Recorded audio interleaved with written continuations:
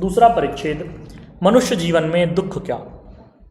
संसार में जन्म लेने वाला हर प्राणी दुख निवृत्ति के लिए हर समय प्रयत्नशील रहता है, किंतु उसे यह पूर्ण रूपेण ज्ञान नहीं होता कि दुख होता क्या है, दुख का वास्तविक स्वरूप क्या है। ये बात हर व्यक्ति तथ्य रूप से समझ ही नहीं पाता। विवेकी पुरुष के लिए तो जन्म से लेकर मृत्यु पर्यंत सब क्रियाकलाप दुख रूप ही हैं। अपने से हम जिन विषयों को सुख के लिए स्वीकार करते हैं, परिणाम में उनका स्वरूप दुख के अतिरिक्त और कुछ नहीं होता।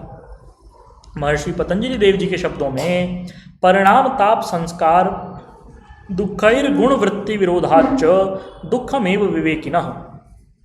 परिणाम दुख, ताप दुख, संस्कार दुख और गुण वृत्ति विरोध आदि के कारण विवेकी पुरुष के लिए पूरा संसार ही दुखमय है।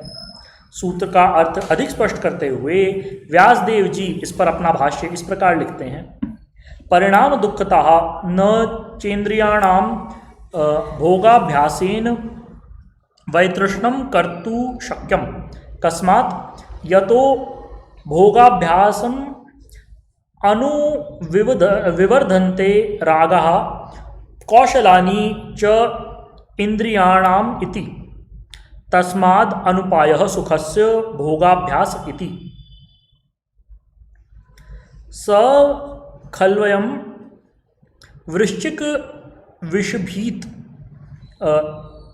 इवाशी विषेण दृष्टो यः सुखार्थी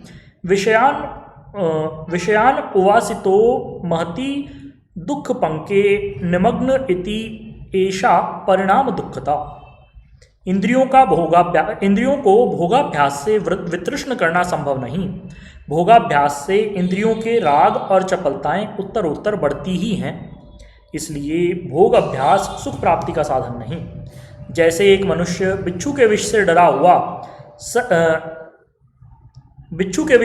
हुआ सर्प के विष से डसा जाए तो वह वृश्चिक विष की अपेक्षा और भी अधिक दुख सागर में पड़ जाएगा, क्योंकि इस प्रकार के उपायों से इंद्रियों के राग शांत नहीं होते।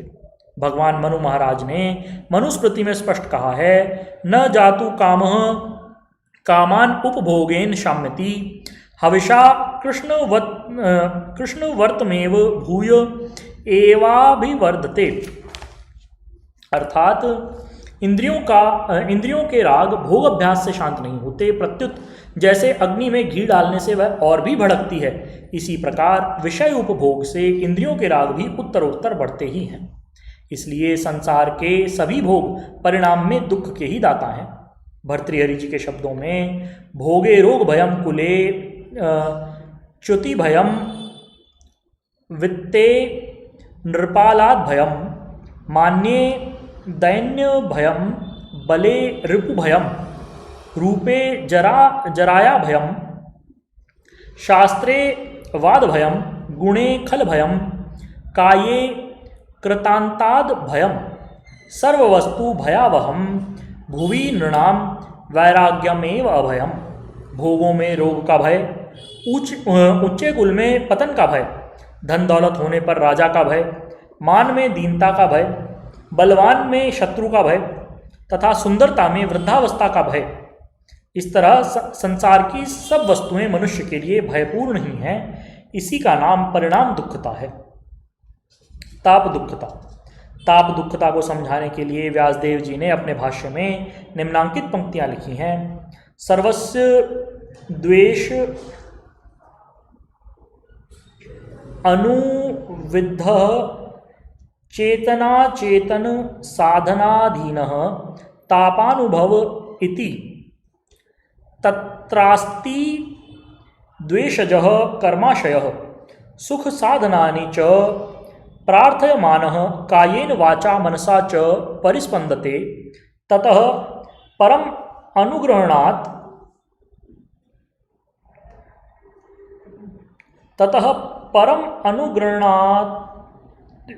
उपहन्ति च इति परानुग्रह पीड़ा भयम धर्माधर्म वुपचिनोति सकर्माशयो लोभान मोहाच्च भवति इति एषा ताप दुखत उच्यते। अर्थात चित्त में इंद्रियों के राग द्वेष पैदा होते रहते हैं। जब किसी मनुष्य को कामाभिघात होता है तो कामना पूर्ण न होने से उसके मन में एक गहरी जलन होती है जिसका नाम ताप दुखता है। यह दुख भी परिणाम दुख की तरह ही संसार के मनुष्यों को अनवरत होता ही रहता है। संसार में अधिकांश लोग मानस ताप से तपते रहा करते हैं। संस्कार दुखता, जिस समय सुख संस्कारों का भोग काल उपस्थित होता है उस समय सुख संस्कार ही अधिकांशतया सन्मुख आते हैं। इसके अतिरिक्त क्लिष्टाक्लिष्ट संस्कार सदैव परस्पर एक दूसरे से अभिभूत रहा करते हैं। प्राणी जिन संस्कारों में सुख का अनुभव करता है उस समय उसकी वह सुख संस्कार अनुभूति है, किंतु यह अनुभूति सदा कायम नहीं रहती, क्योंकि चलम ही गुणम वित्तम, इस शास्त्रीय सिद्धांत के अनुसार गुण वित्त चल है। तमोगुण के शांत हो जाने पर रजोगुण और सतोगुण उदित होते हैं। इसलिए यह आवश्यक नहीं कि सुख संस्कार उपभोग वाला व्यक्ति हमेशा ही सुख संस्कारों का अनुभव करे। सुख संस्कारों का भोग काल समाप्त हो जाने पर उनकी स्मृति ही दुखों का जनक बनती है। सहज दुखता, मनुष्य जन्म लेने के बाद मृत्यु पर्यंत तरह तरह के दुखों का अनुभव करता रहता है, जिसमें आध्यात्मिक दुख प्रमुख है। आत्मानं स्वसंहातम अधिकृत्य वर्तत इति आध्यात्मिकम तच्च द्विविधम शारीरम मानसम च शारीरम व्याध्यादि जनितम मानसम कामादिजम। अर्थात आत्मा के स्वसंघात को अधिकृत करके जो दुख आता है वह आध्यात्मिक दुख कहलाता है। ये भी हमारे शास्त्र में दो प्रकार का माना गया है, शरीर से संबंध रखने वाला और मन से संबंध रखने वाला। शरीर और मन से संबंध रखने वाले दुख संसार में हजारों प्रकार के देखने में आते हैं, जिनसे ग्रस्त होकर के मनुष्य अपने जीवन काल में भी मृतक के समान ही रहता है तथा उसी के आघात से मृत्यु को भी प्राप्त होता है। हमने अपने योग प्रचार कार्यक्रमों में बहुत से इस प्रकार के दुखी लोगों को देखा है जो हाय हाय करते हुए मौत को हर समय पुकारते रहते थे। दमे के रोगी, तपेदिक के रोगी, हिस्टीरिया के रोगी, कैंसर के रोगी अपने जीवन के दिनों को उंगलियों पर गिनते रहते हैं, किंतु गहरे दुख को भोगते हुए भी वे लोग कठिन कर्म विपाकवश काल पुरुष को सामने नहीं देखते। थोड़ी बहुत भी जब दुख निवृत्ति दिखलाई देती है तभी उनको सांसारिक उलझनें तत्काल घेर लेती हैं और उन उलझनों को सुलझाते सुलझाते वे काल के ग्रास बन जाते हैं। एक उदाहरण, जिस समय हमने सवाई गांव में आकर के योग प्रचार का कार्यक्रम आरंभ किया उसी समय एक ब्राह्मणी की घटना हमें रह रह करके स्मरण आती है। वह रोगी श्वास रोग के घोर कष्ट से पीड़ित थी। उसका पति उसे इलाज के लिए हमारे आश्रम में लाया। जैसे ही वो उसे घोड़ी से नीचे उतारने लगा उसी समय उसके शरीर पर श्वास रोग का घात हुआ और देखते ही देखते वह मृत्यु काल के समान लंबे लंबे श्वास लेने लगी। उसकी दशा बड़ी ही दयनीय थी और आंखों से देखी न जाती थी। करुण क्रंदन हो रहा था। उसके पतिदेव के मन में भावना थी कि या तो इसका तत्काल ही प्राणांत हो जाए, अन्यथा किसी प्रकार से इस व्याधि की निष्कृति हो जाए। अस्तु उसे बचाने का यत्न किया और कई घंटों के बाद वो देवी अपनी सहज स्थिति में आई। जब वो अपनी चेतना को पा गई तो हमने उससे पूछा कि यदि ईश्वर अनुग्रह से तेरा ये रोग हट जाएगा तो क्या तू उसका स्मरण किया करेगी? उसने हौसले से उत्तर दिया, महाराज जी, यदि जिंदगी बच गई तो संसार में और मुझे काम ही क्या। उसके सद्भावों को देख करके हमने यौगिक चिकित्सा द्वारा उसका उपचार कराया और वह बिल्कुल स्वस्थ हो गई।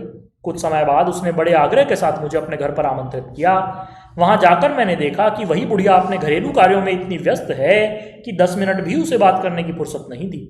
उसके आंगन में एक खटिया पड़ी थी जो बीच में से कटी हुई थी। उसमें वो 6 साल तक अनवरत पड़ी रही और कटी हुई खाट का वह छिद्र ही उसके मलमूत्र त्याग का साधन था। जब मैंने उससे पूछा कि देवी ईश्वर का कुछ चिंतन करती है तो उसने कहा, महाराज जी, मेरी 2 दोती हैं, इनकी शादी कर देने के उपरांत मैं ईश्वर का भजन ही करूँगी।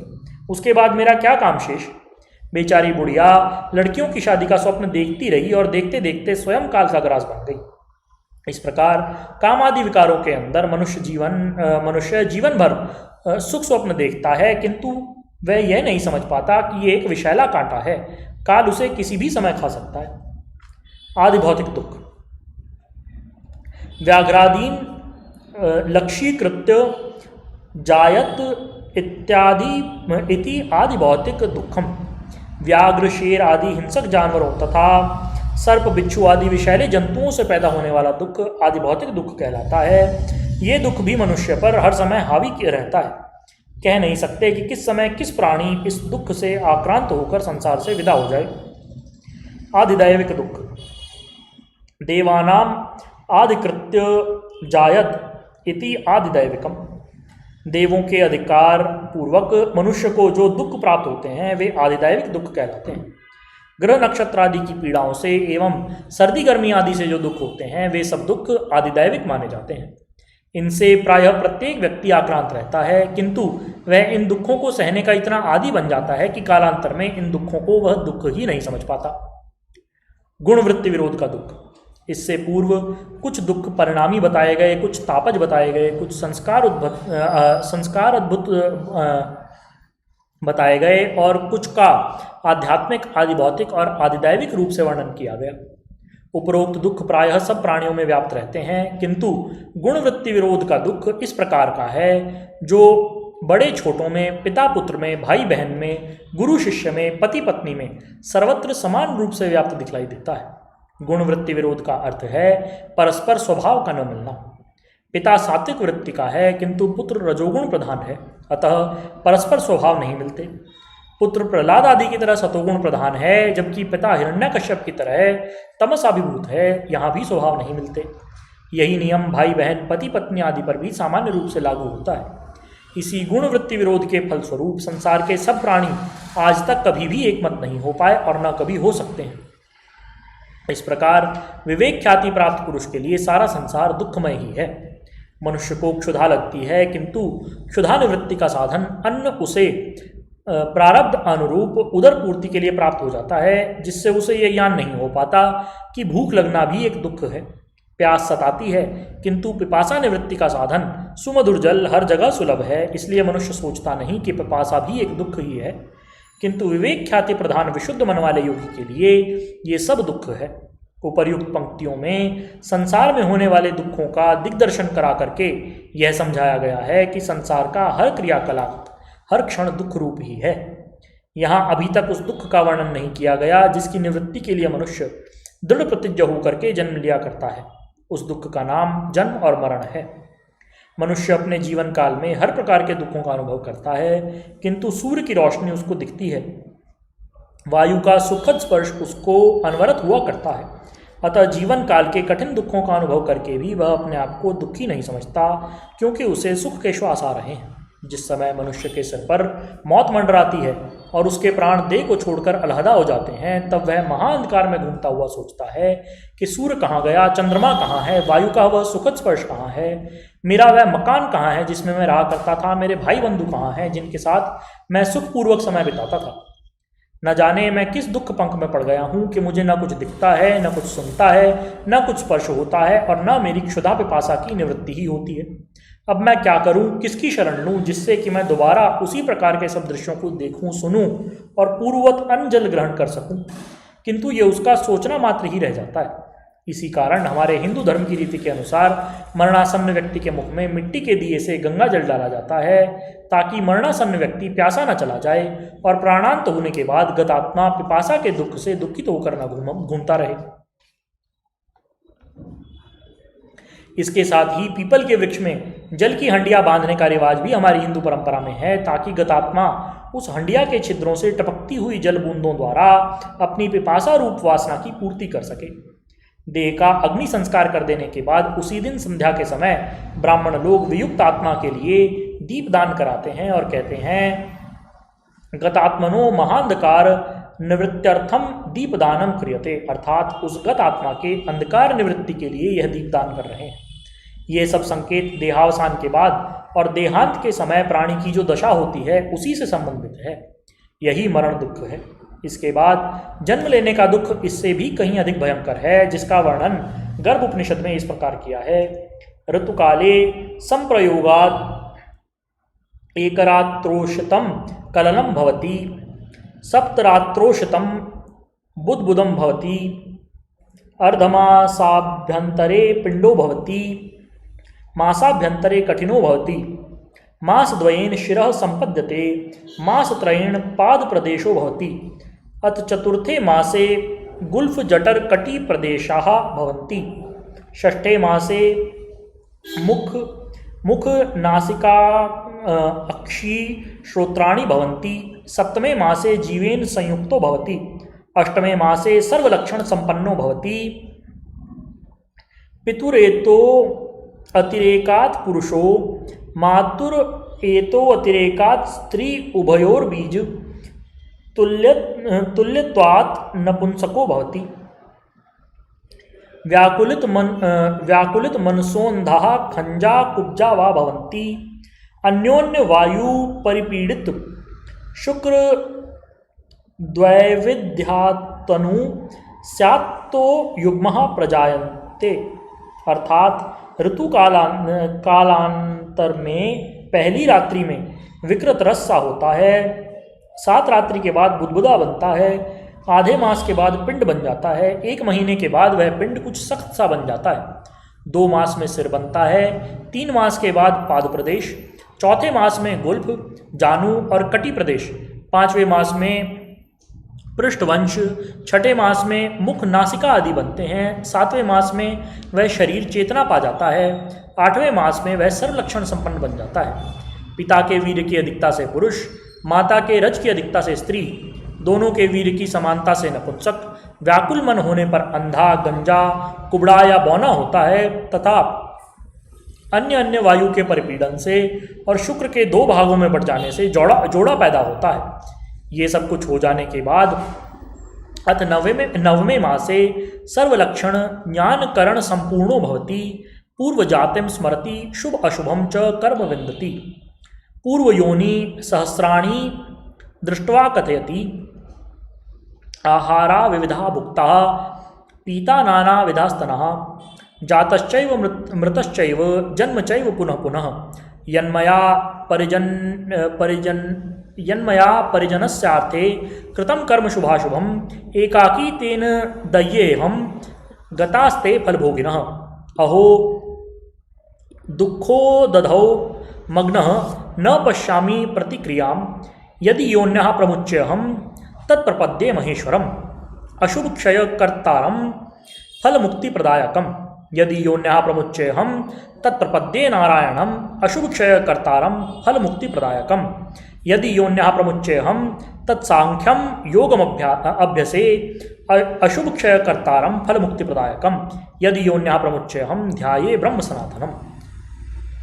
अथ योनिद्वारं संप्राप्ते यंत्रेण पीड्यमानो वैष्णव्येन वायुना संस्पृष्टः तदा न स्मरति, जन्म मरणानि न च कर्म शुभ अशुभम विन्दति। इसके बाद 9वां मास प्राप्त होने से सर्वलक्षणों एवं ज्ञान कर्मों से पूर्ण हो जाता है, अपनी पिछली जाति को याद करता है, शुभ अशुभ कर्मों को याद करता है, अपनी पिछली हजारों योनियों को देखकर भयभीत होकर के कहता है कि मैंने नाना प्रकार के आहार खाए, भांति भांति के स्तनों से दूध पिया, बार बार जन्म पाया और मरा, अपने परिजनों के लिए मैंने जो कुछ शुभ अशुभ कर्म किए उनके कारण मैं अकेला जल रहा हूँ, वे सब फल भोगी लोग तो चले गए, अहो मैं किस दुख सागर में पड़ गया, इससे निकलने का कोई उपाय नहीं। यदि मैं इस बार इस योनि द्वार से बाहर निकलूं तो मैं भगवान महेश्वर की शरण लूँगा ताकि वे मेरे पापों का नाश करके मुझे मुक्त कर दें। इस बार मैं योनि द्वार से बाहर निकला तो नारायण की शरण लूँगा जिससे मेरे पाप कर्मों का नाश हो और मुझे मुक्ति मिल जाए। अब की बार यदि मैं योनि से बाहर निकला तो सांख्य योग का अभ्यास करूँगा जिससे मेरे पाप कर्मों का नाश होकर मुझे मुक्ति मिल जाए। यदि अब की बार योनि द्वार से निकला तो सनातन ब्रह्म का ध्यान करूँगा जिससे मेरे पाप कर्मों का नाश होकर मुझे मुक्ति मिल जाए। ऐसे विचार करता हुआ वह योनि द्वार को प्राप्त हुआ, कोल्हू में पिस्ते के समान बड़े दुख से जन्म पाता है। उसके बाद भगवान विष्णु की त्रिगुणात्मिका माया की वायु से स्पर्शित हुआ सब कुछ भूल जाता है। जन्म लेना मरना आदि उसको याद नहीं रहते। अपने शुभ अशुभ कर्मों के फल को फिर वह भोगता है। यद्यपि मनुष्य का सारा जीवन दुखमय ही है, फिर भी जन्म मरण के दुख को महाभयंकर बतलाया है। इसी से बचने के लिए सब प्रयत्नशील रहते हैं, किंतु कोई विरला भाग्यवान जीव ही इस महादुख पंख से बच पाता है। अतः मनुष्य का कर्तव्य है कि यावत् स्वस्थमिदं देहम यावन् मृत्यु च दूरतः तावद आत्महितम कुर्यात् मरणान्ते किम करिष्यति। जब तक शरीर स्वस्थ है, मौत की घड़ी दूर है, तब तक मनुष्य को अपना कल्याण कर लेना चाहिए। मृत्यु सामने आ जाने पर कुछ भी नहीं हो पाएगा। बोलिए श्री सद्गुरुदेव भगवान की जय। परम प्रभु श्री रामलाल जी महाराज की जय। योगीराज अनंत स्वामी श्री चंद्रमोहन जी महाराज की जय। श्री सदाशिव भगवान की जय। श्री वृंदावन बिहारी लाल की जय। श्री शंकर भगवान की जय। हर हर महादेव।